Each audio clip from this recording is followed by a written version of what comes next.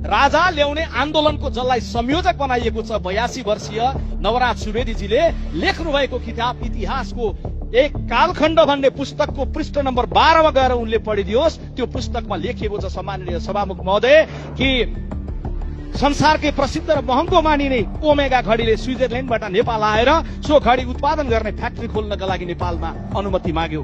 अनुमति माग्दै गर्दा उनीहरूले भने हामी कसैलाई शेयर नदिकन हामी आफै नै गर्न चाहन्छौं। तर नवराज सुवेदी लेख्नुहुन्छ ज्ञानेन्द्रले लाजै नमानी 50% शेयर सोझै मागे, जसले गर्दा ओमेगा घडी सहमत भएन र आज स्विजरल्यान्डको त्यो ओमेगा घडी फर्केर गयो।